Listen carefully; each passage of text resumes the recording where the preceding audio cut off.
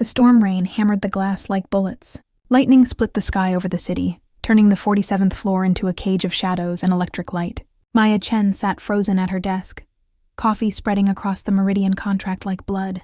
The document she'd spent 8 months perfecting was drowning in front of her. "Damn it," she whispered. The elevator chimed. The sound made her spine straighten automatically. Damien Kane stepped onto the floor and the air changed. It always did when he arrived.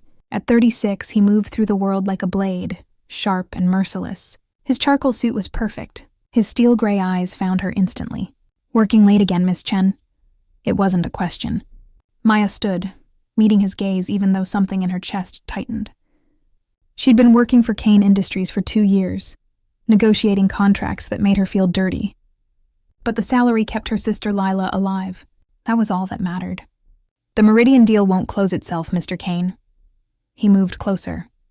Too close. She could smell rain and expensive cologne, could see the tension in his jaw. "You've been here until midnight every night this week," he said. "That's dedication bordering on obsession. Some of us can't afford to fail." Something flickered across his face. Pain, maybe, understanding. "No," he said quietly. "Some of us can't." Thunder crashed. The lights flickered, and for one heartbeat of darkness, Maya saw something in his expression that made her forget to breathe. He looked haunted, broken, like her. When the lights returned, his mask was back. "I need you to cancel the Meridian deal." Maya's blood went cold. "Cancel it? We've been working on this for 8 months. It's worth $40 million. Cancel it tonight. Destroy every document. Make it disappear completely." "I don't understand. This deal could change everything for the company. Why would you—" His phone buzzed. Damien looked at the screen and went pale. His hands were shaking. "Because," he said, his voice barely audible over the storm, "if that deal goes through, people are going to die." The words hung in the air between them like smoke. Maya's fingers froze over her keyboard. Outside, the storm screamed against the windows, and inside, everything she thought she knew began to crack apart. The truth. People are going to die. Maya's voice sounded distant, like it belonged to someone else. She stared at Damien's reflection in the rain-streaked window. They looked like ghosts haunting the same nightmare. "What are you talking about?" Damien moved to stand beside her, his jaw tight. "How much do you know about Meridian Industries?" "They manufacture agricultural chemicals, pesticides, industrial solvents. We're partnering with them for overseas distribution." "What else?" Maya studied his face. New lines creased his forehead. Dark circles shadowed his eyes. He looked like he hadn't slept in days. "What aren't you telling me?" Damien pulled a flash drive from his pocket. His hands were still shaking. 3 years ago, Meridian developed a compound called MX-47. Officially, it's listed as a soil enhancement product. He paused, his voice dropping to barely a whisper. "Unofficially, it's a weapon." The floor seemed to tilt beneath Maya's feet. "A weapon?" "The kind that makes entire villages disappear without leaving obvious evidence. The kind that certain governments pay very well for." His voice was hollow. "Dead. Our partnership would give them access to shipping routes through our freight division, routes that bypass international inspection protocols."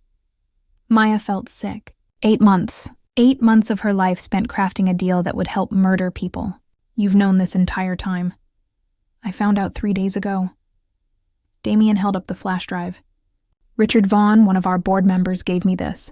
Internal Meridian documents, test results, body counts." "Why would he tell you?" "Because his daughter was one of the test subjects." The words landed like a physical blow. Maya gripped the edge of her desk. "Test subjects?" Meridian needed to prove MX-47 worked, so they tested it on villages in countries where no one would notice or care. Damien's voice cracked. "Vaughn's daughter was doing humanitarian work in one of those villages. She died 3 weeks ago." Thunder rolled overhead. The lights flickered again. "We have to go to the police. The FBI. Someone." Damien laughed, but there was no humor in it. Only bitterness. "With what evidence?" "Vaughn gave me these files anonymously. He's terrified Meridian will come after his family next. And half our board is invested in this deal. They'll bury us both before they let it fall apart." Maya's mind raced. "Then we cancel it." "Like you said, We make it disappear. It's not that simple. Damien turned to face her fully. In the dim light, his eyes looked almost black. Meridian knows I'm getting cold feet. They sent me a message tonight. He handed her his phone. The text was simple, brutal. Your brother's rehab facility has excellent security. It would be a shame if something happened to compromise it. Maya's blood turned to ice. They know about my sister. They know about everyone we care about. Damien's voice was rough with barely controlled rage. Lila, my brother Marcus, they've done their homework. Then what do we do? Damien stepped closer. Close enough that she could see the gold flecks in his gray eyes. Close enough that she could feel the heat radiating from his body. We fight back, he said. But I need to know you're with me. Because once we start this, there's no going back. Maya thought about Lila. About all the people who would die if she did nothing. About the person she used to be before money and fear had made her compromise everything. I'm in. Damien's hand moved to cup her face. His thumb brushed her cheekbone and Maya's breath caught. They'll come after you, he said softly. They'll try to destroy you. Let them try. His gaze dropped to her lips. The air between them crackled with electricity that had nothing to do with the storm. Maya, he whispered. Then his mouth was on hers, and the world ignited. The kiss was desperate, fierce, tasting of coffee and rain and something darker. Maya's hands fisted in his jacket, pulling him closer, and for one perfect moment, nothing else existed. Not Meridian, not the blood on their hands. Just this, just them. Damien pulled back, his forehead resting against hers. They were both breathing hard. I'm sorry, he said. I shouldn't have. The office door crashed open. 3 men in black suits flooded in, guns drawn. Step away from each other, hands where we can see them. Maya's heart stopped. The lead man smiled. It was the kind of smile that promised pain. Mr. Kane, Miss Chen, Meridian Industries would like to have a word with you both. The betrayal, the lead man's gun never wavered. His smile widened as he watched Maya and Damien freeze. Nice and slow. Hands up! Maya's pulse hammered in her ears. She raised her hands, mind racing. The flash drive was still in Damien's pocket. If they found it, everything was over. Who are you? Damien's voice was cold, controlled. Back to the ruthless CEO everyone feared. Private security for Meridian Industries. We've been monitoring your communications, Mr. Kane. Imagine our surprise when we intercepted some very concerning messages. You have no legal authority to be here. The man laughed. Legal authority. That's cute. He gestured with his gun. The flash drive. Hand it over. Damien didn't move. I don't know what you're talking about. Don't play stupid. Richard Vaughn made a mistake giving you those files. He's already been dealt with. Maya's stomach dropped. Dealt with? Car accident. Tragic. Happened about an hour ago. The man's eyes glittered. His wife and son were in the vehicle too. Such a loss. Horror crashed over Maya. Damien's face had gone white. You murdered them. We protected our interests. The man stepped closer. Now the flash drive. Or Miss Chen gets to find out what MX-47 does to human tissue. One of the other men grabbed Maya's arm, wrenching it behind her back. Pain shot through her shoulder. Let her go, Damien snarled. The drive. Now. Damien reached into his pocket. His hand emerged holding the flash drive.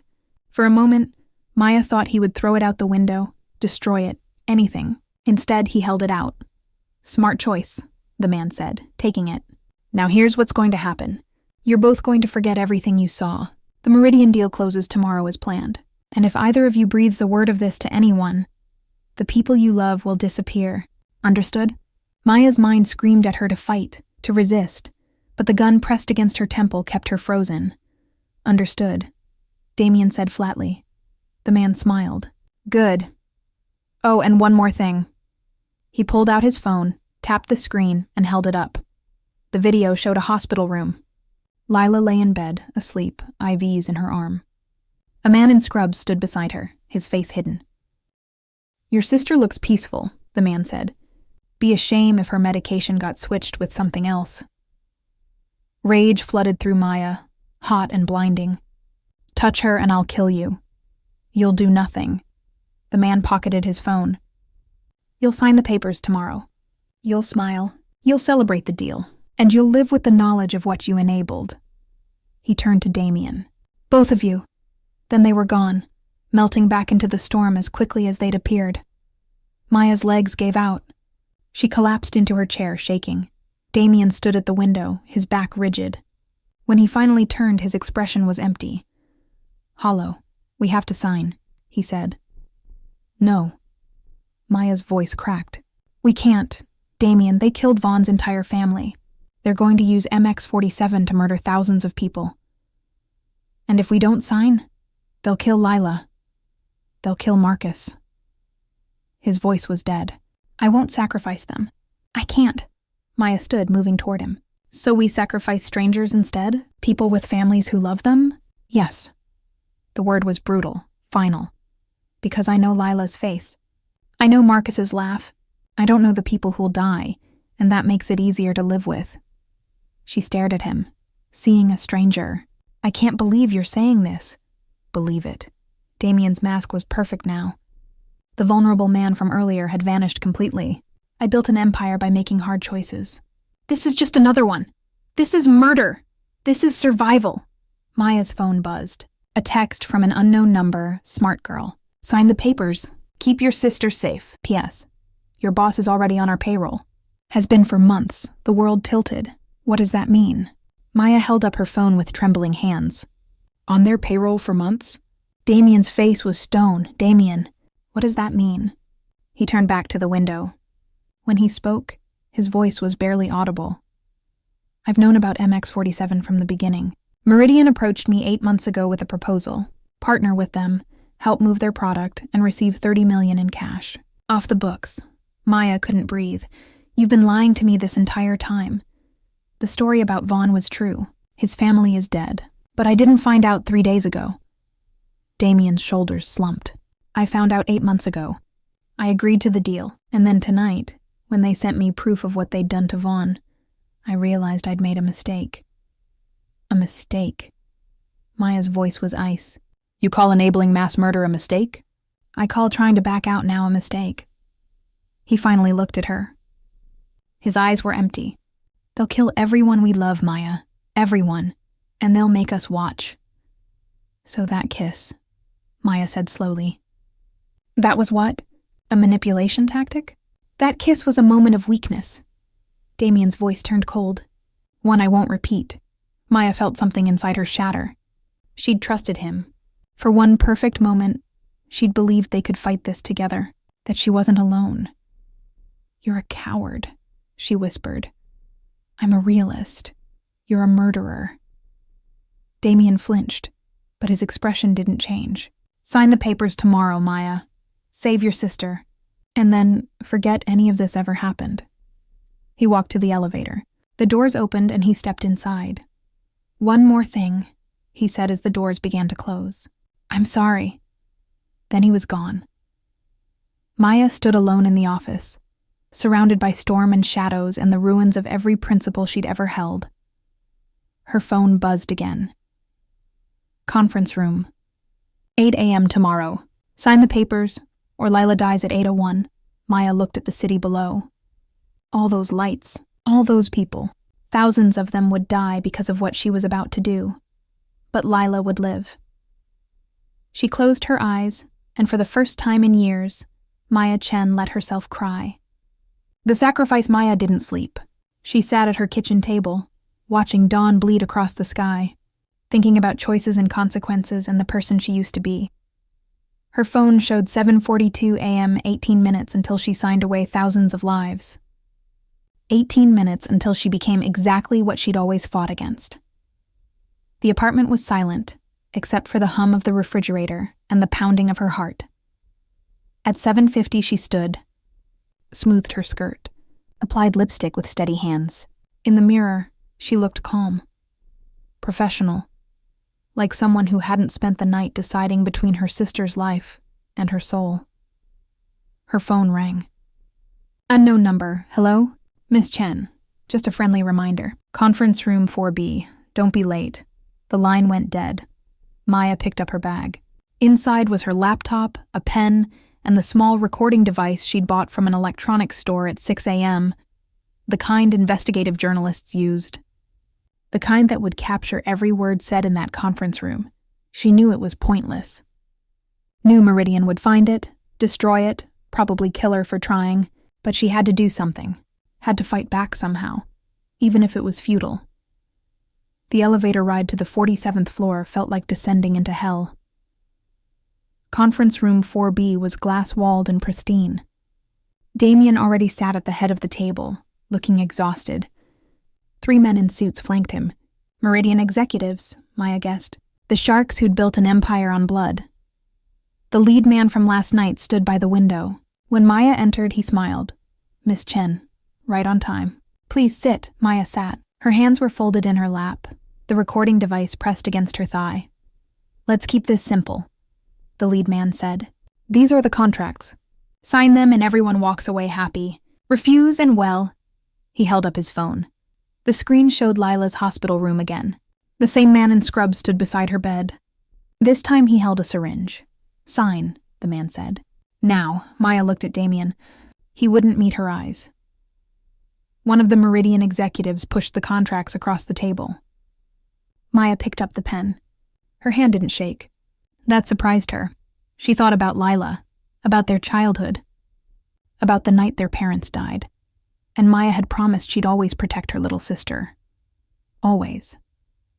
She thought about villages full of people who would never know why they died. Who would never know their deaths were just business.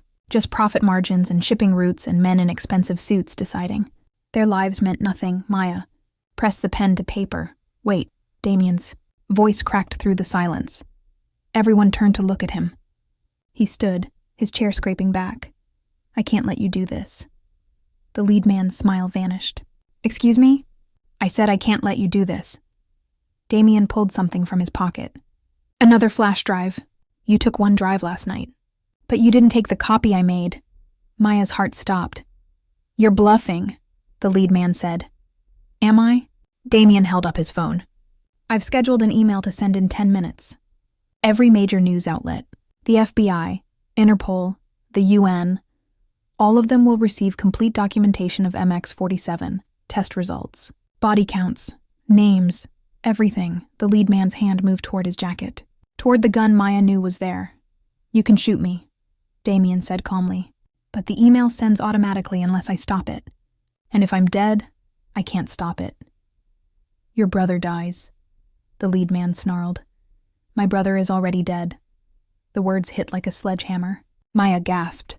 Damien's face was carved from stone. Marcus overdosed 3 hours ago. They made it look like an accident, but I know Meridian killed him. No, Maya whispered. They killed him to show me what would happen if I didn't cooperate. Damien's voice broke, but they miscalculated, because now I have nothing left to lose, nothing left to protect, and that makes me very dangerous. The Meridian executives were standing now, hands reaching for weapons. So here's what's going to happen, Damien continued. You're going to walk out of this building. You're going to leave Miss Chen alone. You're going to leave her sister alone. And you're going to burn every trace of MX-47. Or what? The lead man spat. Or I press send right now, and you all go to prison for the rest of your lives. International war crimes. Crimes against humanity. You'll die in cells. Silence crashed over the room. Maya's mind raced. Marcus was dead. Damien had just sacrificed everything. His brother, his company, his freedom. All to save her. To stop this. You're insane, the lead man said. Probably. Damien's finger hovered over his phone. You have 30 seconds to decide. 29, 28. The Meridian executives looked at each other. The lead man's jaw worked. Maya could see the calculation in his eyes. Could see him weighing options, measuring risks. 15 seconds, Damien said. Fine. The lead man bit out the word like poison. We walk away. The deal's off. MX-47 gets buried. Forever, Damien said. Forever. And you leave Miss Chen alone. You leave her sister alone. You disappear from their lives completely. Yes. Damien studied him for a long moment. Then he tapped his phone. Email canceled. For now, but I'm keeping the flash drive. And if anything happens to me, to Maya, to Lila, to anyone we care about, that email goes out automatically. I've set up a dead man switch. Do you understand? The lead man's face was purple with rage. but he nodded. "Get out," Damien said softly. The Meridian executives filed out. The lead man paused at the door. "This isn't over," he said. "Yes," Damien replied. "It is." Then they were gone. Maya and Damien stood alone in the conference room.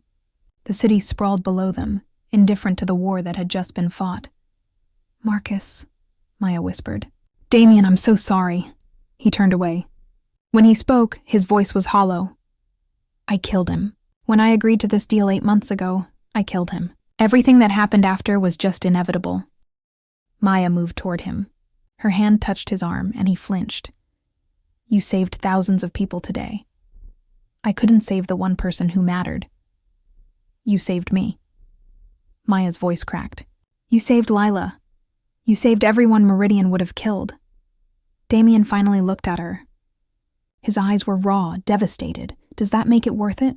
Does that balance the scales?" "I don't know," Maya said honestly. "But it's something." He laughed, but it sounded like breaking. "Something. Yes, I suppose it is." His phone buzzed. "A text from an unknown number. Marcus's funeral is Thursday. You might want to attend. Or not. Either way, we'll be watching. Always watching." Damien stared at the message. Then, very deliberately, he turned off his phone. "What happens now?" Maya asked. "Now." Damien's smile was bitter. "Now I live with what I've done. Now I wake up every day knowing my brother is dead because of my choices. Now I figure out how to keep breathing when part of me died with him." He moved toward the door. Maya caught his hand. "You don't have to do this alone." Damien looked at their joined hands. For a moment, Maya thought he would pull away. Instead, his fingers tightened around hers. "Why would you want to help me? After everything I did, after I lied to you? Because you made the right choice in the end. Because you sacrificed everything to stop this." Maya stepped closer. "Because I understand what it's like to lose someone. And because I think we need each other." "Need each other," Damien repeated softly. "Yes."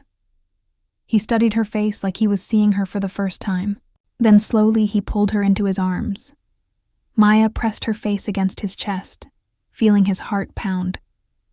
They stood like that for a long time, two broken people holding each other up while the world kept turning. "I don't deserve this," Damien whispered into her hair. "Maybe not, but you have it anyway." His phone buzzed again. "Another text. By the way, Lila's awake. Asking for you. Thought you'd want to know." Maya looked up at Damien. For the first time since this nightmare started, hope flickered in her chest. "Come with me," she said. "Come meet my sister." "Maya, I don't think." "Come with me," she repeated. "Please." Damien nodded. They left the office together, walking into an uncertain future, carrying their ghosts with them but no longer. 3 months later, the cemetery was quiet. Morning mist clung to the headstones like ghosts reluctant to leave. Maya stood beside Damien at Marcus's grave. Fresh flowers sat at the base of the marker. Damien placed them there every week, a ritual of grief and guilt that nothing could ease. "He would have liked you," Damien said quietly. "You don't know that." "I do." He smiled, but it was sad. "Marcus always said I needed someone who wouldn't let me get away with my own bullshit." "You fit the bill." Maya leaned against him. They'd been doing this dance for 3 months now. Not quite lovers, not quite friends. Something in between. Something deeper and more complicated than labels could capture. Kane Industries had collapsed 2 weeks after the Meridian deal fell apart. Investors fled. The board voted Damien out. He'd lost everything. His company, his reputation, his fortune. He'd told Maya it was worth it. She wasn't sure she believed him. "I got a job offer," Maya said. Damien turned to look at her. "Where?" "Legal aid clinic. The one I used to work at." "They need a new director," she paused. "It pays almost nothing. But it's what you want." "Yes." "Then take it." Damien's hand found hers. "You've spent too long compromising who you are. Don't start again now." Maya studied his face. 3 months had aged him. Gray threaded through his dark hair. New lines creased his eyes. But there was something else, too. A softness that hadn't been there before. A humanity he'd hidden beneath his ruthless mask. "What about you?" she asked. What will you do? I've been offered a position. Consulting work for a nonprofit that investigates corporate corruption. He laughed quietly. Ironic, isn't it? The corrupt CEO fighting corruption. Redemption, Maya said. Not irony. Maybe. They stood in silence, watching the mist burn away as the sun rose. Around them, the dead kept their secrets. The living tried to figure out how to keep breathing. Meridian is still operating, Maya said. It wasn't a question. Yes. But they've shut down MX-47, destroyed the research. Or so they claim. Damien's jaw tightened. I have people watching. If they try to restart the program, I'll know. And then what? And then I'll stop them. Again. His voice was steel. For the rest of my life if I have to. Maya believed him. Lila wants to meet you, she said. Properly, I mean. Not just the 5-minute introduction at the hospital. I'd like that. She asks about you constantly. Calls you my mysterious boyfriend. Maya smiled. I told her we're not together. What did she say? She said I'm an idiot. Damien laughed. It was the first real laugh Maya had heard from him in months. Your sister is very wise. She is. Damien turned to face Maya fully. His gray eyes were clear, direct. Are we? He asked. Together? Maya thought about the past 3 months. The late-night phone calls, the coffee shop meetings, the way Damien showed up at the hospital every time Lila had a bad day, the way Maya held him when the nightmares about Marcus got too bad. I don't know, she said honestly. We've both done terrible things, compromised ourselves, enabled evil. We're both so damaged. Yes, Damien agreed. We are. And I'm not sure people like us get happy endings. Probably not. Maya stepped closer. Her hand touched his cheek. He leaned into it like a man starving for touch. But maybe we get something else, she said softly. Maybe we get each other. Maybe we get the chance to be better than we were. Maybe we get to wake up every morning and choose to fight for something that matters. Is that enough? Damien's voice was rough. I don't know. But I'd like to find out. He kissed her then. Soft and slow and full of promise. Not the desperate kiss from that first night. This was different. This was a beginning. When they pulled apart, Damien rested his forehead against hers. I love you, he whispered. I don't deserve to, but I do. Maya's heart ached. I love you too, even though you're an idiot who made horrible choices. Especially because I'm an idiot who made horrible choices? Maybe. They stood there, 2 broken people trying to build something whole from the wreckage of their mistakes. It wouldn't be easy.